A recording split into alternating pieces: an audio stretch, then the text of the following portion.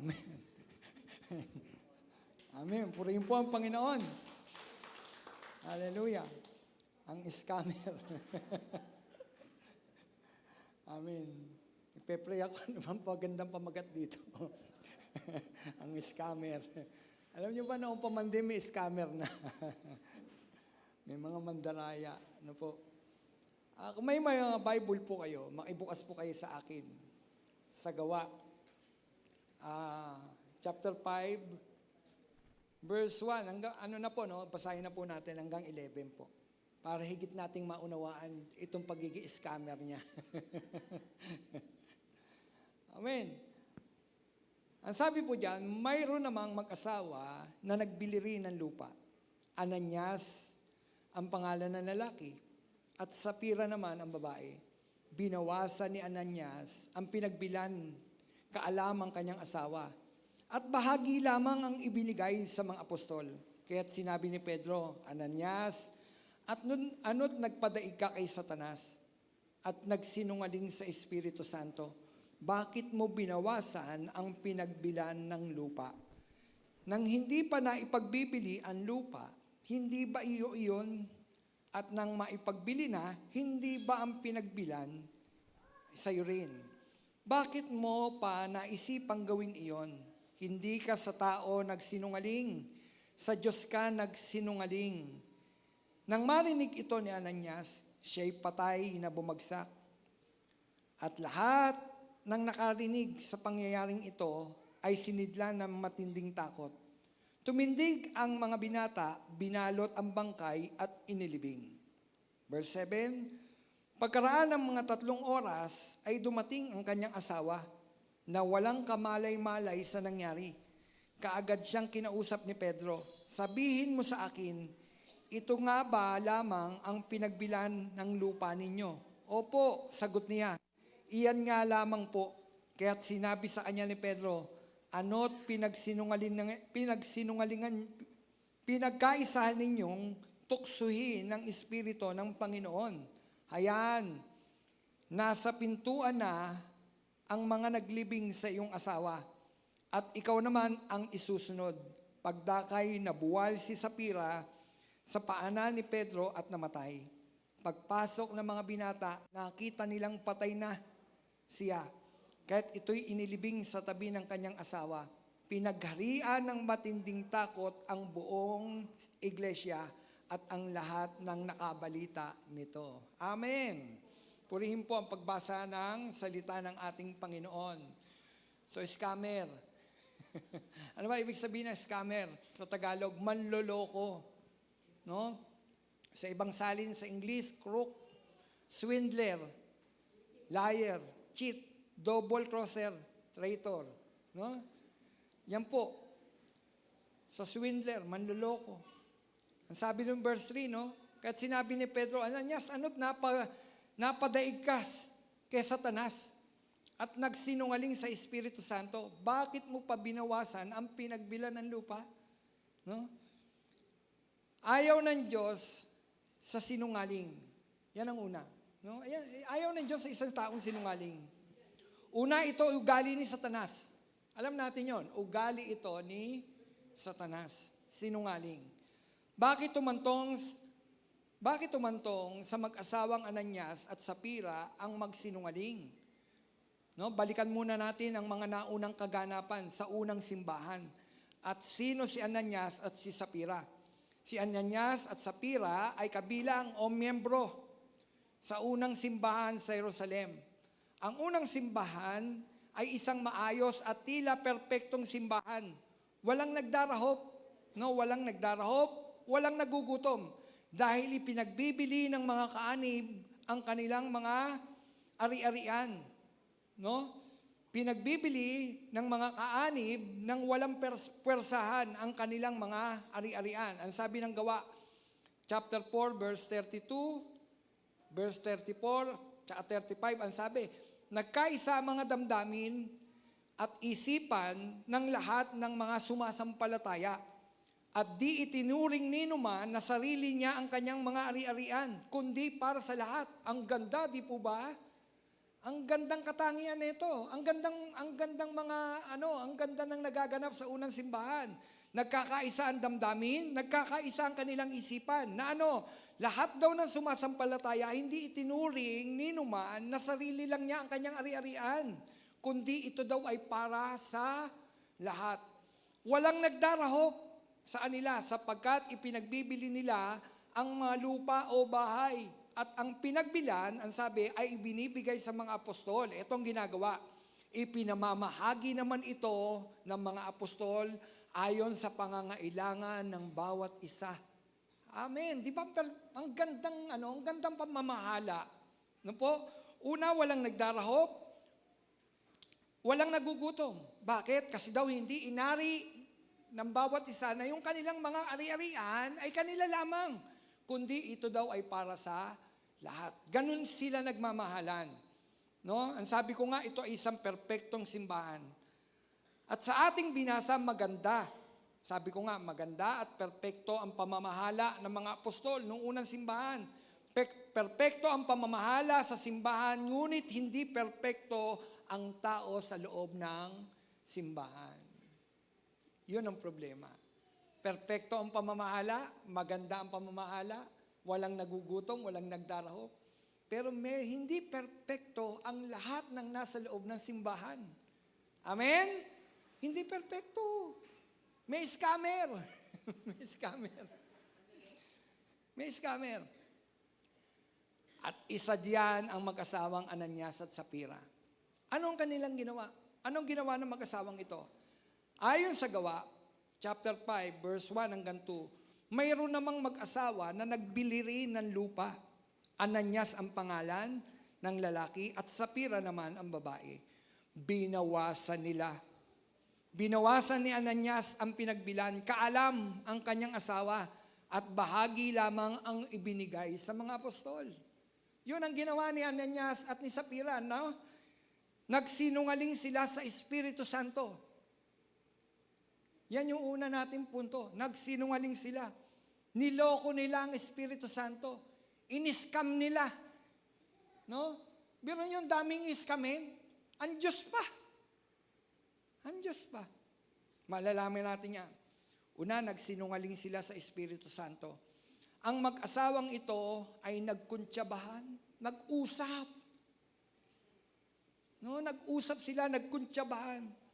Ang sabi, bahagi lamang ng pinagbenta ang ibinigay sa mga apostol. Bakit nila yun ginawa? Bakit nila yung ginawa? Una, bakit nila yung ginawa? No? Marahil ito ang kanilang puso at damdamin upang magtamo ng kaluwalhatian at papuri sa simbahan. Kaya sila nagsinungaling. Ano ang sabi? Upang magtamo ng kaluwalhatian at papuri sa simbahan. Bakit? Dahil lahat nagbebenta eh.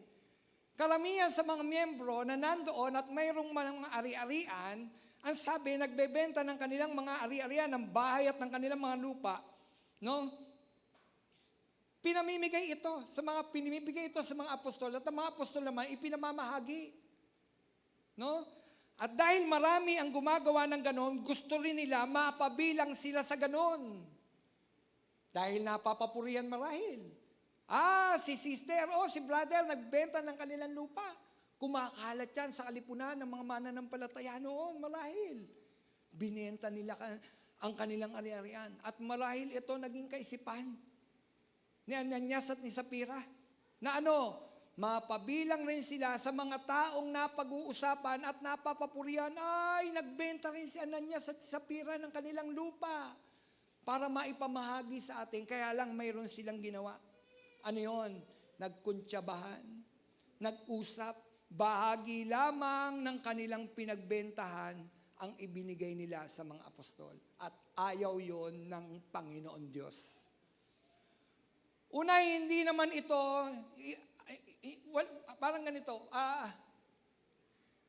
walang ano sa Panginoon kung gaano kalaki ibibigay mo. Nakatingin ng Diyos sa puso ng taong nagbibigay. Amen? Nakatingin. Marahil, sabi ko nga, dahil nalaman ng mag-asawang ito, na nagbebenta ang marami. Kaya sila rin, no? Kaya sila rin nagbenta, ibinigay lamang yung bahagi sa mga apostol. At sabi ko nga, ito'y itinuring ng Diyos na isang pagsisinungaling sa banal na Espiritu, na isang mabigat na kasalanan. Kaya't ang sabi ng Gawa 5:3-4, kaya't sinabi ni Pedro, Ananias, at ano't nagpadaig ka kay Satanas, at nagsinungaling sa Espiritu Santo, bakit mo binawasan ang pinagbilan ng lupa? Sino nagsabi? Si Pedro. Nirebuke siya agad.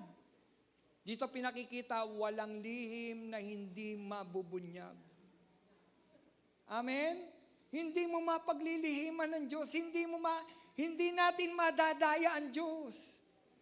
Kapag niloko mo siya, parang pinagsinungalingan mo siya, ilalantad ka ng Panginoon. Ang mag-asawang ito, inilantad ng Panginoon. Inilantad ng Panginoon. Bakit? Mali ang kanilang puso. Sabi ko nga, marahil gusto rin nilang mapag-usapan. Ay sila rin naman nagbenta. Ay sila rin naman nagbigay para mga taong mga mahihirap ay hindi magutom, walang magdahop dahil si Ananias at Sapphira nagbenta rin ng kanilang mga bahay at ng lupa at binigay sa mga apostol. Kaya lang ang pagkakamali nila, hindi buo ang kanilang binigay. At sabi ko nga, hindi ito malilihim sa ating Panginoon. Amen? Ang sabi ni Pedro ay ganito, kasi nirebuke sa nila ni Pedro Nang hindi pa napagbibili ang lupa, hindi ba iyo yun? Tingnan niyo yun Sabi ni Peter, nang hindi pa naipagbibili ang lupa, di ba iyo yun, Ananias? At nang maipagbili na, hindi ba iyo pa rin yun? No, sabi, at nang maipagbili na, hindi ba iyo pa rin ang pinagbilan? Bakit mo naisipan gawin iyon? Hindi ka sa tao nagsinungaling, sa Diyos ka nagsisinungaling. Ang sabi ni Pedro, nung hindi pa napagbibili yung lupa mo, iyon. At nung naibenta na, iyo pa rin yun. Bakit binigay mo? Nung nagpasya ka magbigay, bakit yung bahagi lamang ang ibinigay mo, hindi yung buo? Kasi nga nagkuntsabahan.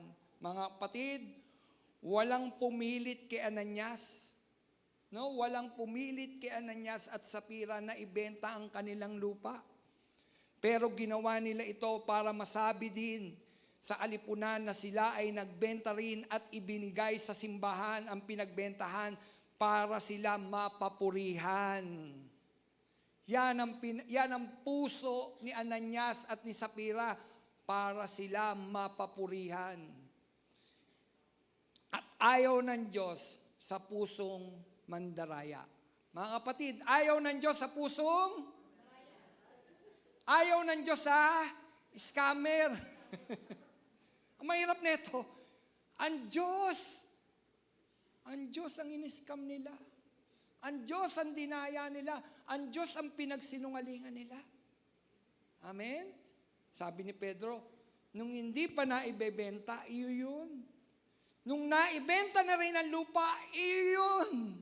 Pero nung ibinigay mo na para makatulad ka sa iba na nagbebenta at nagbibigay ng kabuuan, hindi buo ang ibinigay mo. Bahagi lamang ang ibinigay mo. Mga kapatid, ayaw ng Diyos ng pusong mandaraya. Hindi nakatingin ng Diyos sa kaya mong ibigay. Tandaan po natin yan, hindi nakatingin ng Diyos sa ibinibigay mo. Nakatingin ng Diyos sa puso ng taong nagbibigay.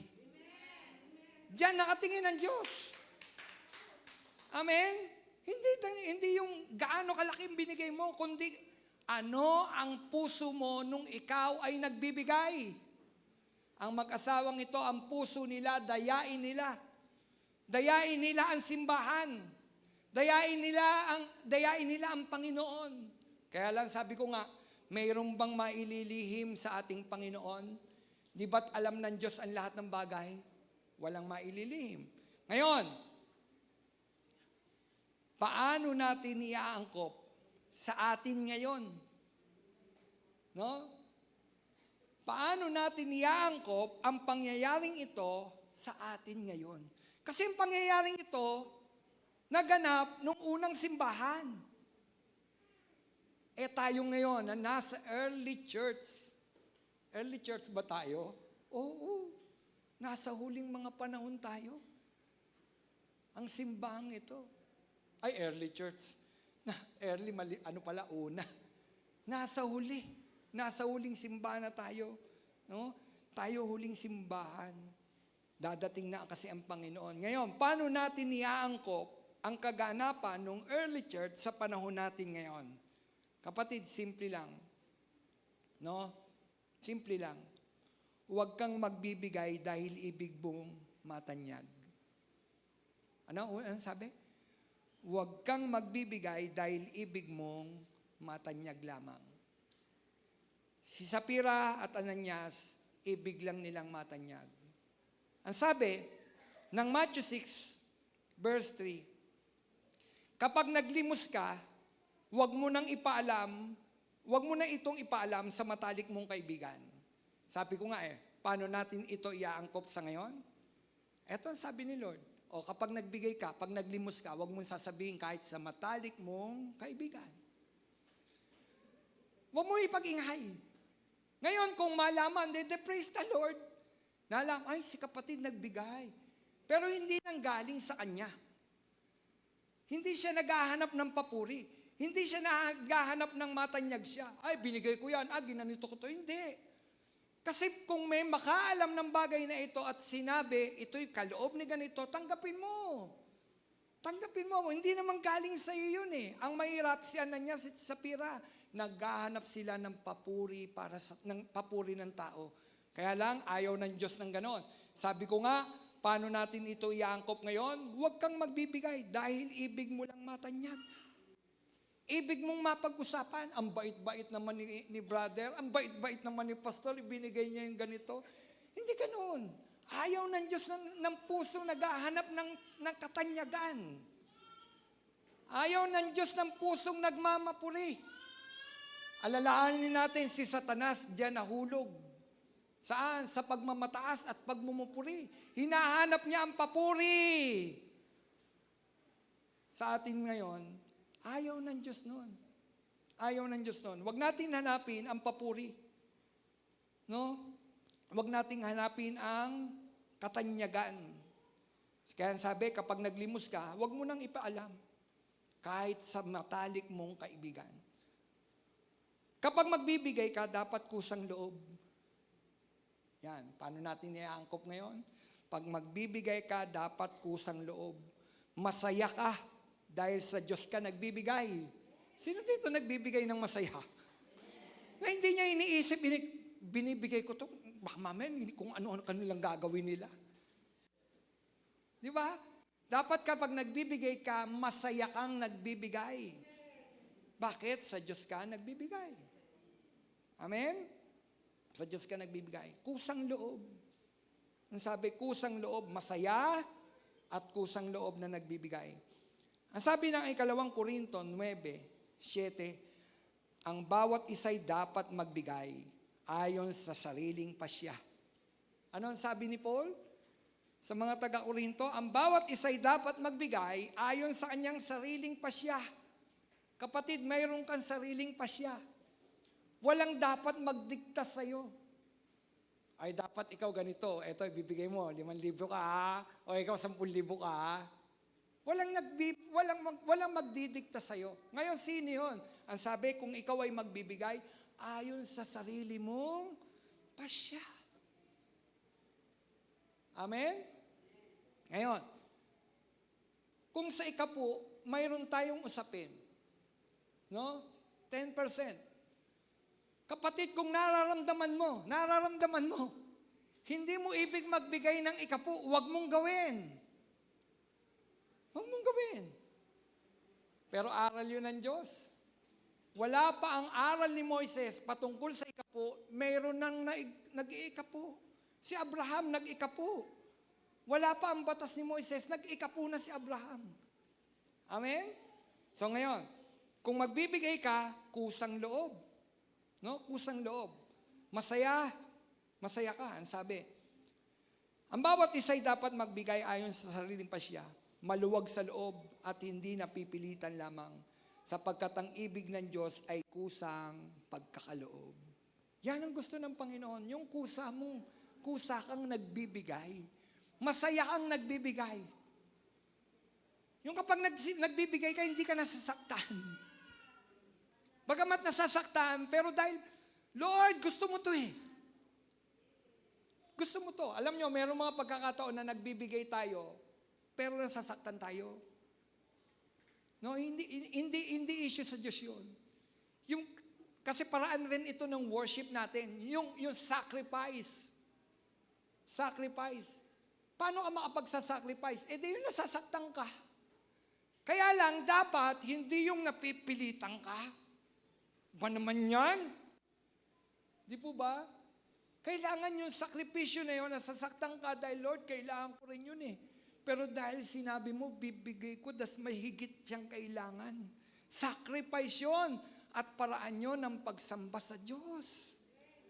Kasi nagsakripisyo ka, binibigay mo, kusang loob. Amen? Magkaiba yung napipilitan at nagsasakripisyo ka. Yung napipilitan ng pagbibigay, ayaw ng Diyos nun.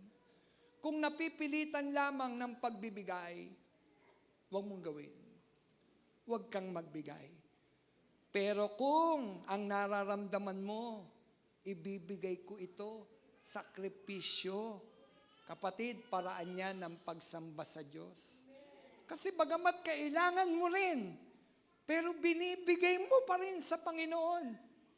Kapatid, paraan niya ng pagsamba, hindi kailangan ng Diyos ang ating mga pera. Ang tinitingnan ng Diyos, ang puso ng isang taong nagbibigay. Natandaan niyo yung pumunta sa templo? Nandun ang mga alagad at ang Panginoon. Nag-observe sila sa mga taong nagbibigay sa loob ng templo. Ano ang sabi ng Panginoon? May mga lumapit na ibinibigay ang malalaking nilang halaga.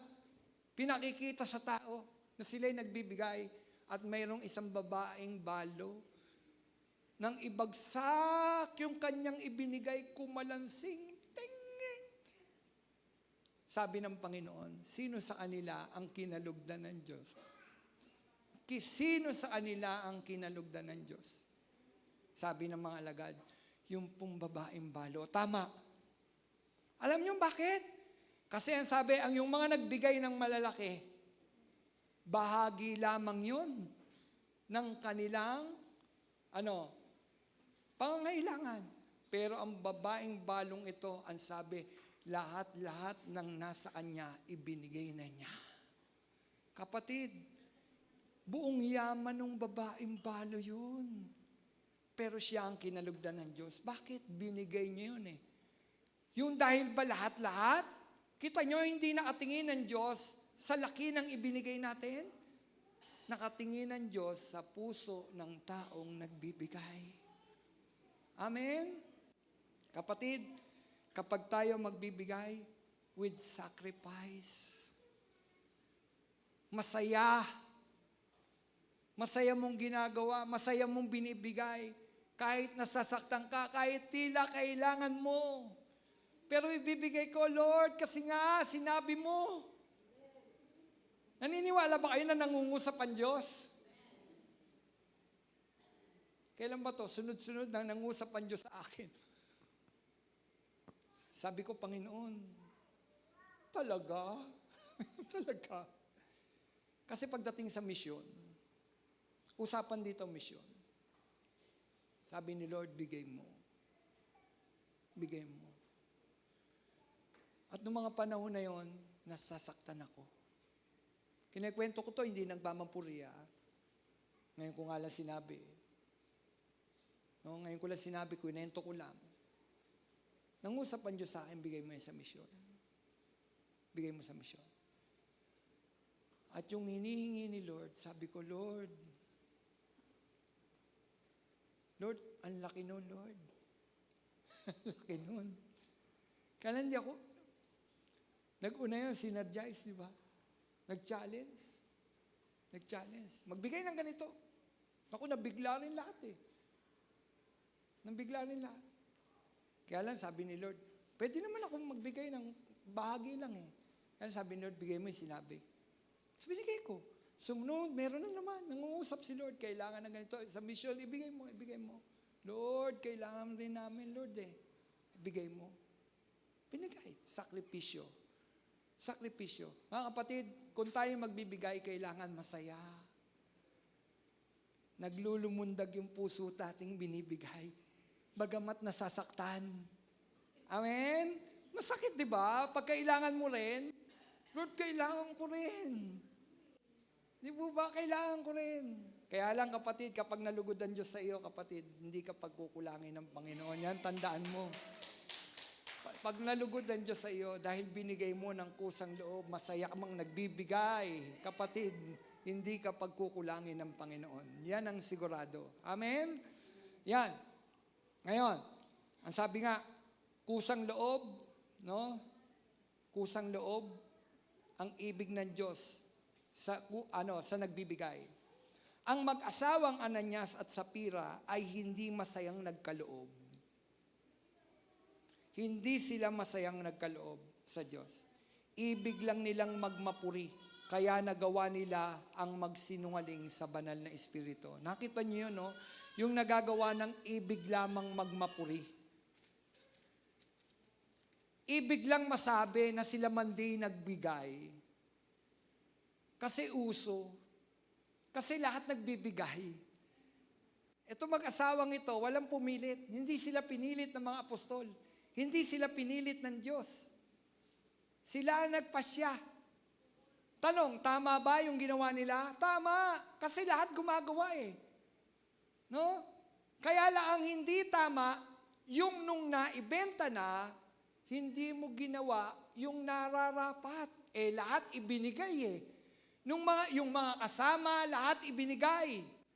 Yung napagbentahan sa mga apostol at ang mga apostol naman pinamamahagi ayon sa pangangailangan ng bawat isa. Kaya walang nagdarahop, walang nagugutom. Kaya lang, itong dalawang ito, itong mag-asawang ito, sabi ko nga, tama yung ginawa, nagbenta. Kaya lang hindi tama, nung ibinigay na, bahagi lamang ang kanilang ginawa. Kaya't pinagsinungalingan nila ang banal na Espiritu. Ngayon, ang sabi, bakit mo naisipang gawin iyon? Sabi ni Pedro, bakit mo napag-isipan yon? Ang sabi ng gawa, 5, 4b, bakit mo naisipang gawin iyon? Confrontation, di ba? Kinumpronta. Kasi nalaman ni Pedro eh. O kinumpronta. Bakit mo naisipang gawin iyon? Hindi ka sa tao nagsinungaling, sa Diyos ka nagsinungaling. Sabi ni Peter. May confrontation. Kinumpronta ni Pedro. Bakit? Bakit kinumpronta? Kasi mali. Mali yung kanyang ginawa. Mali yung ginawa ng mag-asawang ito. Kaya kinumpronta sila. Bakit mo naisipang gawin iyon? Sabi ni Pedro. Hindi ka sa tao nagsinungaling, sa Diyos ka nagsisinungaling. Ano ang ugat ng kasalanan, no? Ng pagsisinungaling ni Ananias at ni Sapira? Una, ang kanilang pag-ibig sa salapi at papuri ng iba. Ano daw ang ugat? Pag-ibig sa salapi. At papuris ng iba. Iyan ang dahilan kaya sila lumaban sa Espiritu. Ang sabi ng verse 9a, kaya't sinabi sa kanya ni Pedro, ano't pinagkaisahan ninyo na tuksuin ang Espiritu ng Panginoon? Kita ninyo? Sino ang pinagkaisahan nila na tuksuin? Na dayain? Tao ba? Ang simbahan ba? Hindi. Ang Panginoon. Sabi ni Pedro, ano't pinagkaisahan ninyong tuksuin ang Espiritu ng Panginoon? Mga kapatid, kapag ang isang tao ay pinaghaharian ng pag-ibig sa salapi at papuri ng tao, ang kanyang espiritu ay nagiging bukas sa lahat ng uri ng kasamaan ni Satanas. Yan yun. Kapag ang isa daw tao, pinaghaharian ng pag-ibig sa salapi, At nang gusto niyang purihin siya ng tao, ang sabi, ang kanya ngayong espiritu'y nagiging bukas na bukas. Saan? Sa lahat ng uri ng kasamaan ni Satanas.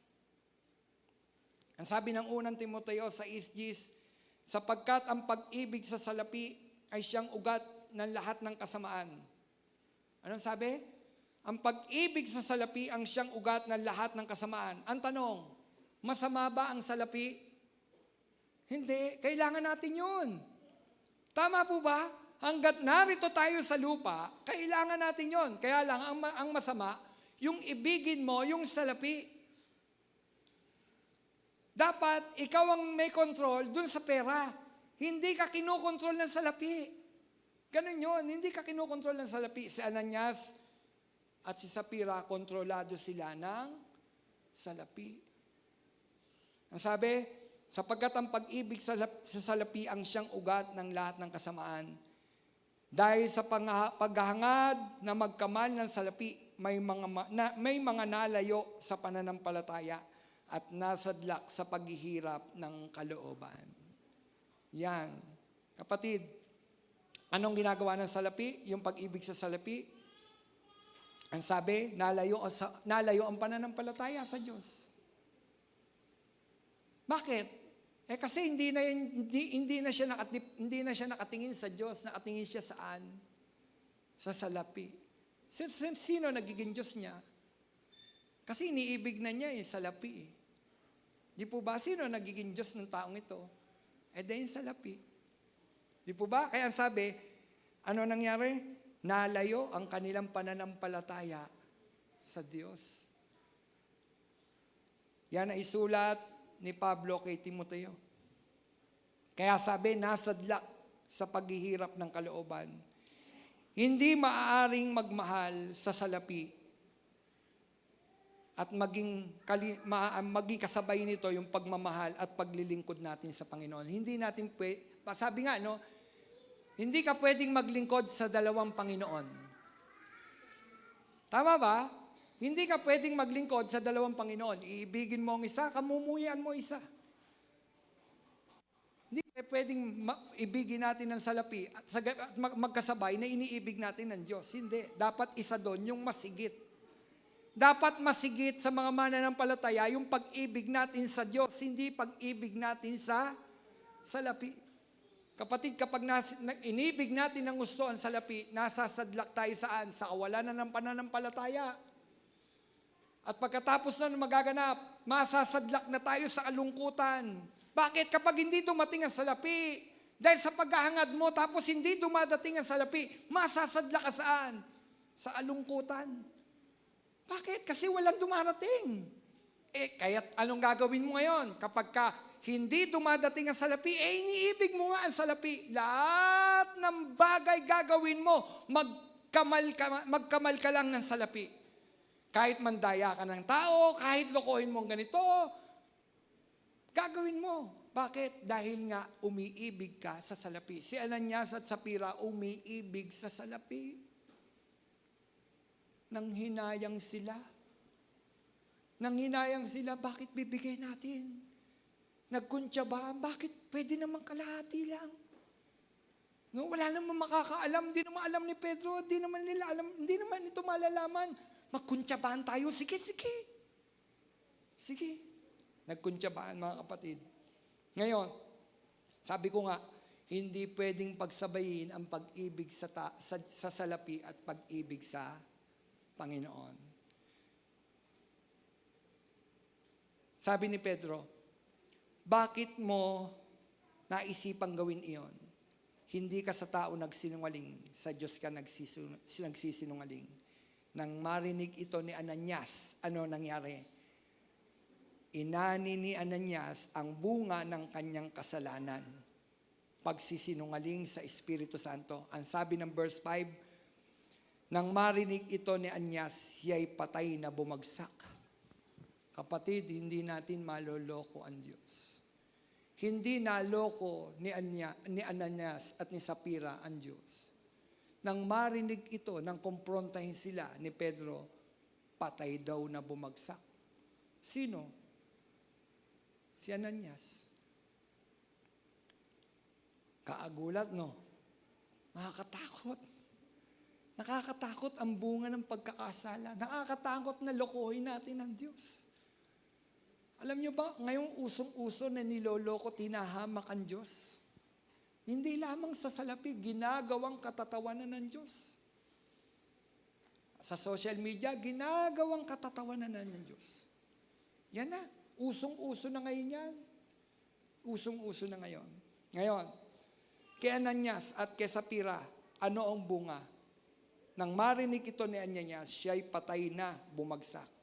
Malupit na pinalo ng Diyos si Ananias at si Sapira dahil sa kanilang pandaraya sa Diyos. Anong sabi? Malupit na pinalo ng Diyos sina Ananias at Sapira dahil sa kanilang pandaraya sa Diyos. Bakit ito ginawa ng Diyos sa harap ng maraming saksi? Ang tanong, di ba ang Diyos ay Diyos ng pag-ibig? May dahilan ng Diyos bakit patay na bumagsak si Ananias at magayon din ang kanyang asawa na si Sapira. May aral yan. Bakit ito pinahintulutang mangyari? Bakit ito ginawa ng Panginoon kay Ananias at kay Sapira? No? Yan yung mga tanong. Ang Diyos ay Diyos ng pag-ibig. Pastor, di ba Diyos yan ng pag-ibig? Ang sabi pa, kung magalit ay banayad. Bakit patay nang bumagsak? Bakit patay nang bumagsak? Ang sabi,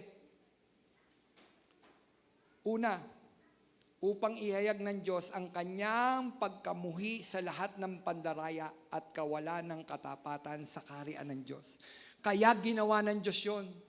Para ipakita ng Diyos na siya'y namumuhi sa lahat ng pandaraya. Ayaw ng Diyos ng mandaraya. Kasi pamamarisan. Di po ba pag may mandaraya sa loob ng simbahan o sa loob ng, parang ganito, pamamarisan. Kaya ginawa ng Panginoon itong bagay na ito. Pinahintulot ito ng Panginoon para hindi siya pamarisan. Kasi, sabi ko nga, hindi mo madaraya ang Panginoon. Ginawa ito ng ating Panginoon kasi namumuhi siya sa lahat ng pandaraya at kawalan ng katapatan sa kaharian ng Diyos. Pangalawa, isa-iso sa karumalduman na kasalanan sa simbahan ay andayain ang bayan ng Diyos tungkol sa iyong kaugnayan kay Kristo. Alam nyo, di ba sabi ko kanina, si Ananias at si Sapira member ng church? Di ba member sila ng church? Alam niyo, ang dalawang ito, nagpapanggap sila na sila ay mga tunay na mananampalataya. Pero hindi sila tunay na mananampalataya. Amen? Hindi sila tunay na mananampalataya. Dinadaya nila ang mga nasa simbahan. Nagpapanggap sila. Kaya ito ginawa ng Panginoon. Malupit silang pinalo ng Panginoon. Hindi ayaw ng Diyos na dadayain mo ang mga mananampalataya. Ayaw rin ng Diyos na dadayain mo siya. Pero ang dalawang ito, hindi sila tunay na mananampalataya ng ating Panginoon. Alam niyo kung bakit? Kasi yung tunay na mananampalataya, nung naibenta nila yung kanilang mga ari-arian, hindi sila nagdalawang isip na hindi ito ibigay ng buong buo sa mga alagad, sa mga apostol. Ibinigay ito kasi pakinabang ito ng simbahan. Kailangan kumain ng marami. Maraming nangangailangan, kailangan maibahagi ito sa pangangailangan ng iba. Hindi nila inisip yung tunay na mga mananampalataya, hindi nila inisip na yung kanilang ibinibigay, akin yun eh. Amin yun eh. Hindi. Nang maibenta na ito, buong puso nila itong ibinibigay sa mga apostol kasi maraming nangangailangan, maraming kailangan kumain sa loob ng simbahan. Amen? Yun ang ugali ng tunay na mananampalataya. Hindi niya itinuturing na kanya lang yung kanyang ari-arian, kundi ipinamamahagi sa lahat. Kapatid, si Ananias at si Sapphira, bahagi lamang at hindi tunay silang mananampalataya. Kapatid, mayroon bang tunay na mananampalataya na nandaraya? Mayroon bang tunay na born again kung ini-scam mo ang Diyos?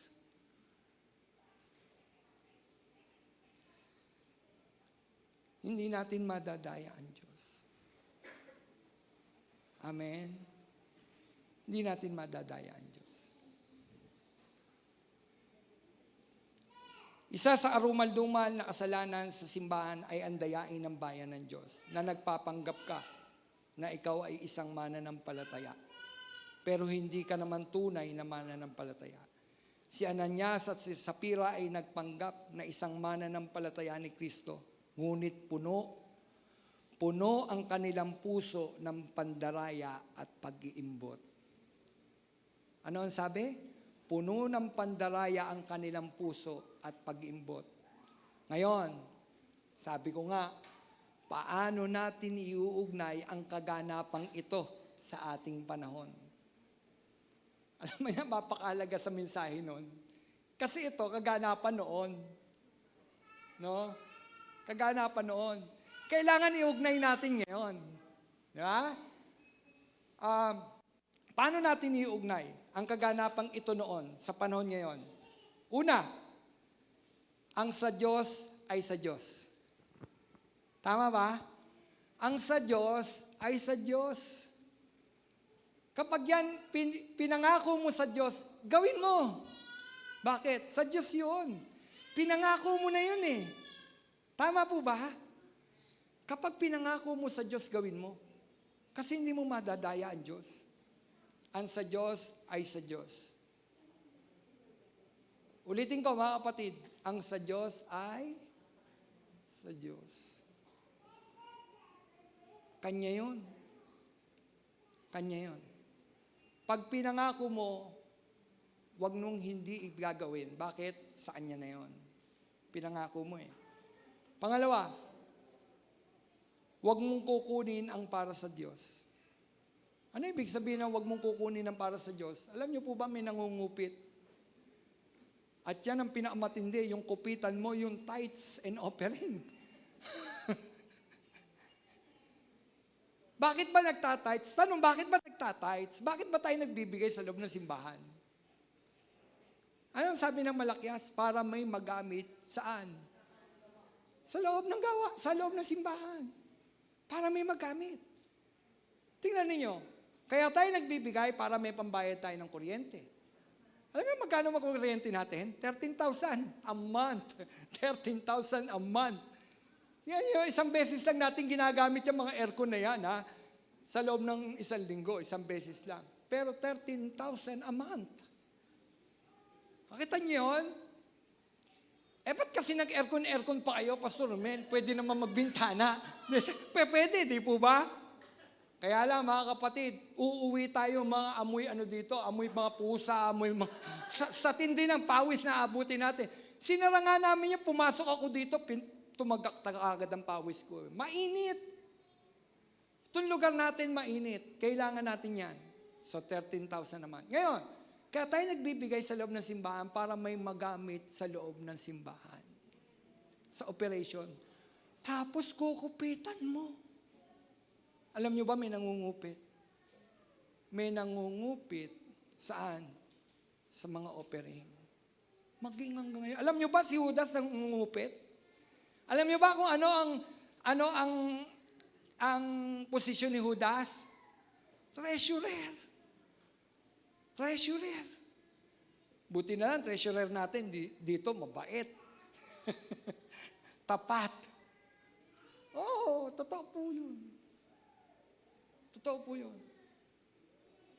Ito, hindi sa hiningan ko ng annual report. Sabi ko, Ate Jane, pengi ako ng annual report ng pumapasok sa atin. Kasi nakikita ko, pag nagtatites tayo, kasi nagtatites tayo, ha?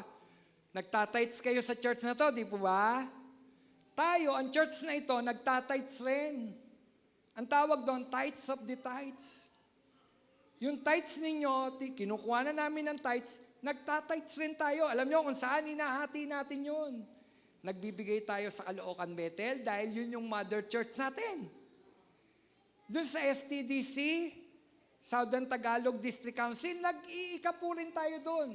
At meron tayong mga resibo.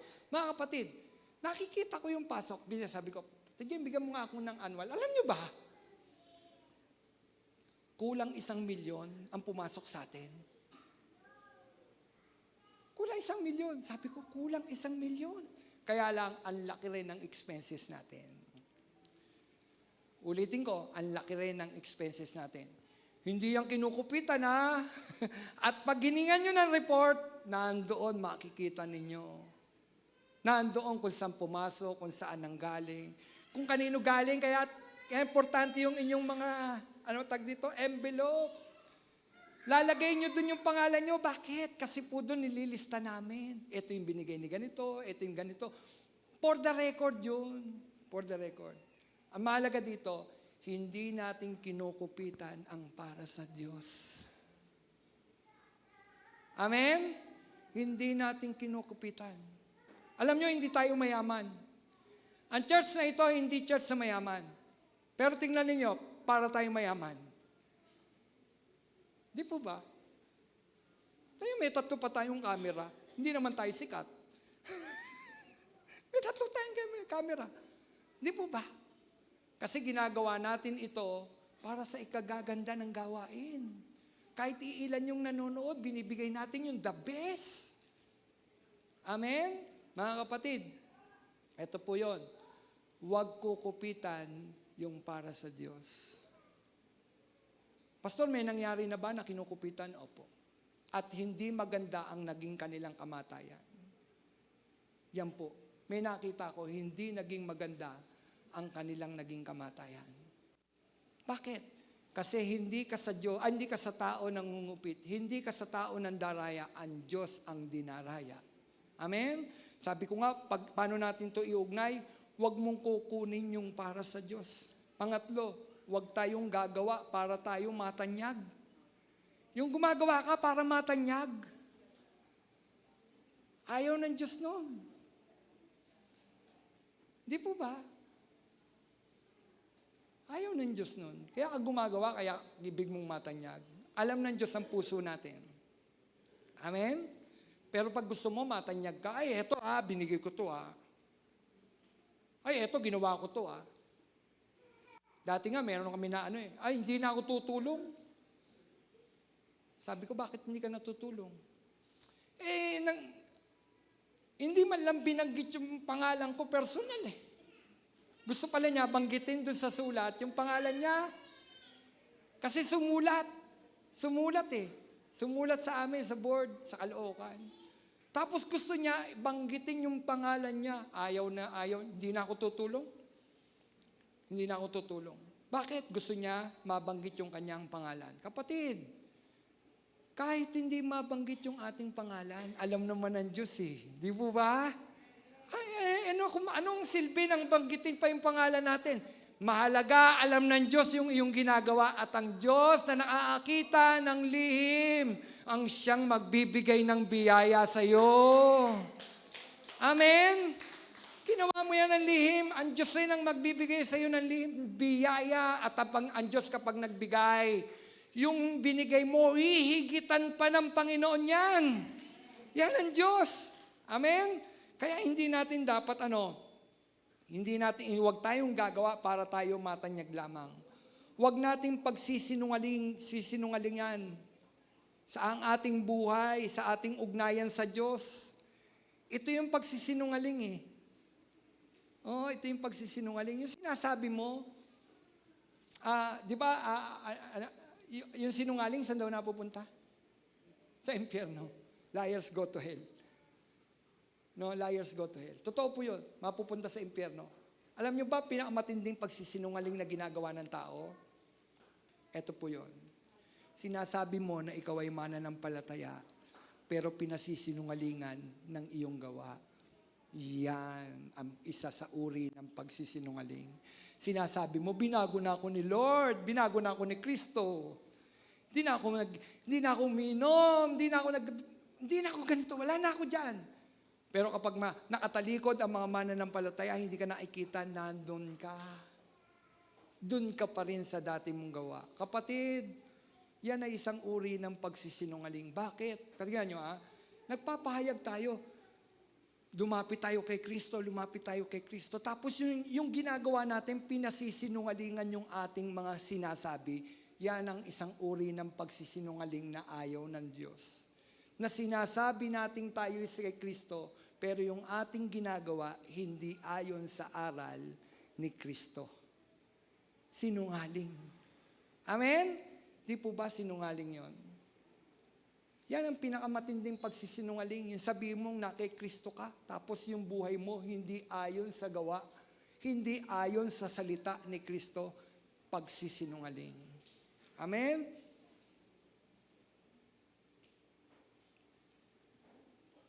Pang-apat. 5 na pala. Huwag tayong maipagkuntsabahan pagdating sa kasalanan. Yan. Kasi paano natin iugnay Di ba ito mag-asawa, nagkuntsabahan? Huwag tayong magkuntsabahan. Ano ba yung ibig sabihin ng kuntsabahan? Kunaiban, sabwatan. Ayun, sabwatan po. Salamat, Ate Ken. Nagsabwatan. Huwag tayong magsasabwatan. Yung kasalanan ay kasalanan. Tuldok yun. Alam nyo, ang bait-bait naman ng Panginoon Pag nagkasala tayo, di lumapit tayo sa Panginoon, humingi tayo ng tawad. Pero para magkipagkutsabahan pa tayo, i-justify natin yung kasalanan, wag. Ayaw ng Diyos. Ayaw ng Diyos ng kutsabahan. Ay, sige, ako bahala. Sige, ako bahala. Tatago natin yan. Tatago natin. Gawin mo. Tapos hindi mo itinuwid, hindi mo kinorek, kuntsabahan yun. Huwag tayong makikipagkuntsabahan pagdating sa kasalanan. Ang kasalanan ay kasalanan. Ngayon, anong dapat mong gawin? Ituwid mo. Kung may nagkakamali, ituwid ninyo. Kung may nagkakamali ang pastor, ituwid nyo. Ituwid ninyo. Sabihin nyo sa akin, Pastor, eto po yun. Ituwid, magtuwiran tayo. Huwag tayong magkuntsabahan. Amen? Kaya nga sinabi ko kapag nalaman ko na at in-involve nyo ako, sasabihin ko yung totoo. Amen? Kaya pag may lumapit sa akin at yung kanilang pagsasama ay hindi tama, involved na ako, sasabihin ko yung totoo. Bakit involved na ako Ayoko makipagkuntsabahan. Tama po ba? Huwag tayong makipagkuntsabahan. Sasabihin mo, hindi, unawa ni Lord yan. Unawa ni Lord yan. Kapatid, oo, unawa tayo ni Lord. Kapag ikaw ay nagsisikap na talikuran ang gawang kasalanan. Unawa ka ni Lord. Amen? Pero wag tayong makikipagkuntsabahan, magsasabwatan pagdating sa kasalanan. Alam niyo mga kapatid, ang ginawa na ito ng mag-asawang Ananias at Sapira na pagsisinungaling Sapira, nang magsinungaling sila sa banal na Espiritu, ay nagpapahayag ng kawalang takot nila sa Panginoon. Hindi sila natatakot. Di ba? Hindi sila natatakot sa Panginoon. Kaya, sa agarang kamatayan ng mag-asawang ito ay pagbibigay babala sa mga mananampalataya noon at ngayon na matakot tayo sa Panginoon. Di ba? Etong mag-asawang ito hindi natakot sa Panginoon. O ngayon, binibigyan tayo ng babala ang mga tao noon, ng mga nakarinig noon, natakot sa Panginoon. Agaran, natakot sila sa Panginoon. At ganun din ngayon. Ang Diyos noon at ang Diyos ngayon, iisa. Iisa. Kapatid, ang sabi ko nga, kaya ito ginawa ng Panginoon na agarang mamatay ang mag-asawang ito'y pagbibigay ng babala sa mga mananampalataya noon at ngayon na matakot sa Panginoon. Nang kumprontahin ni Pedro si Ananias at siya ay nagsinungaling, agad itong bumagsak at namatay. Ganon din si Sapira. Sabi ko nga, ito ay babala. Ano ang naganap sa damdamin ng mga taong nakasaksi ng pangyayaring ito? ang sabi ng verse 5, nang marinig ito ni Ananias, siya'y patay na bumagsak at lahat ng nakarinig sa pangyayaring ito, sinidlang ng matinding takot. Kapatid, yan ang isa sa ginawa ng Panginoon upang ang tao matakot sa Kanya. Huwag tularan yung ginawa ni Ananias, nabubulol na ako, Ananias at ni Sapphira. Hindi nilatin maloloko ang Diyos, kaya agalang namatay, babala, huwag mong tularan, huwag mong gayahin. Anong aral ang makukuha natin sa tagpong ito? Malupit ba ang Diyos? Tanong, malupit ba ang Diyos? Maraming nagsasabi, malupit daw ang Diyos. No? Anong makukuha natin? Malupit ba ang Diyos? Na agarang namatay si Ananias at Sapphira? Hindi. No, hindi. Ito ay babala na huwag natin aabusuhin ang kabaitan ng Diyos. Kapatid, ulitin ko, huwag natin aabusuhin ang kabaitan ng Diyos. Oy, mabait naman siya. Di po ba?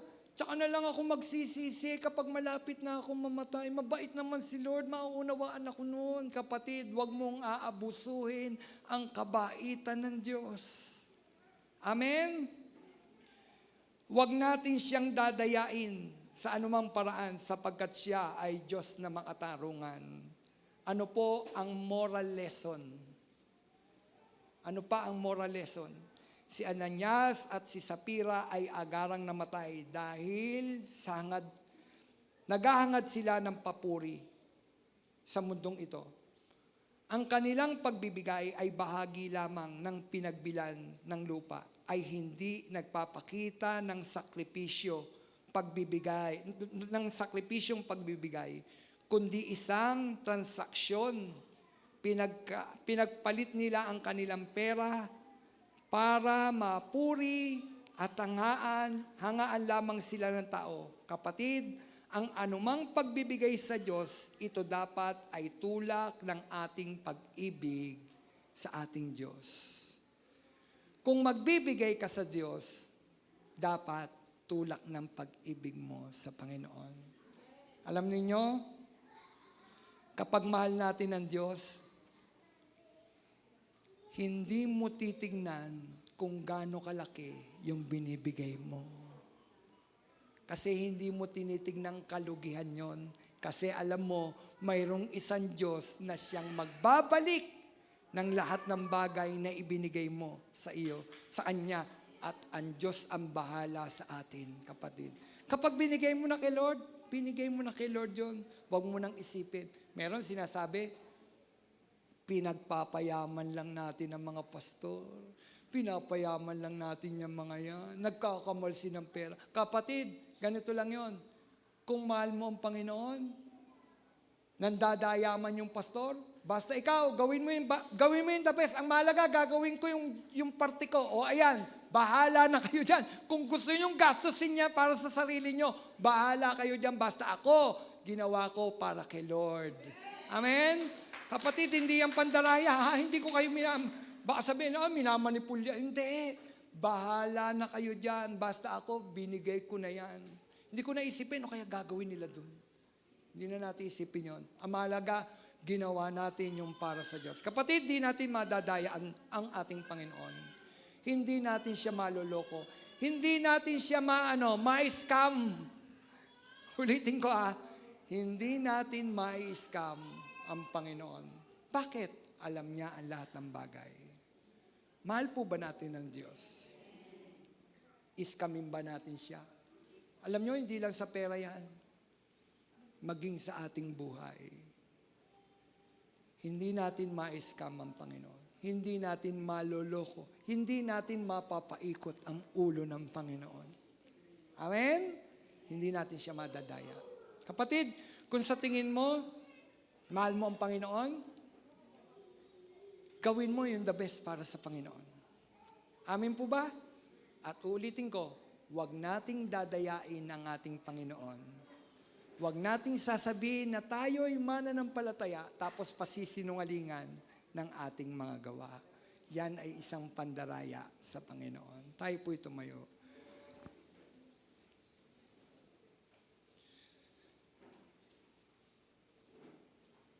Panginoon,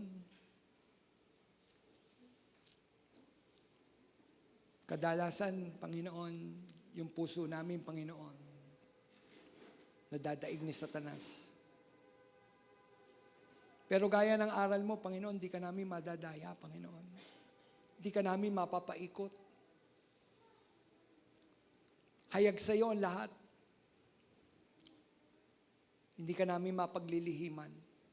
Panginoon, patawarin mo kami kung napaglihiman ka namin.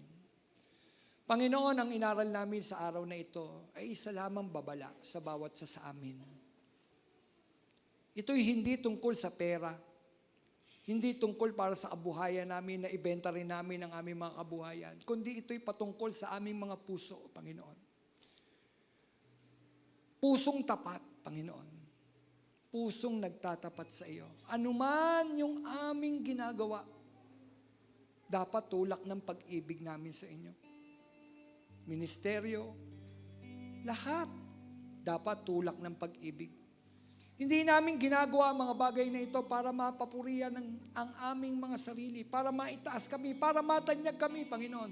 Kundi lahat, Panginoon, ang ginagawa dapat namin, Panginoon, nakapagbigay lugod sa iyo, Panginoon. O Diyos, mangusap ka pa sa amin. Turuan mo pa kami. Aralan mo pa kami. Salamat po, Panginoon. O Diyos, madatnan mo nawa ang bawat isa sa amin, Panginoon. Sa iyong muling pagbabalik, Panginoon, na ang puso namin ay patuloy na nagtatapat, Panginoon.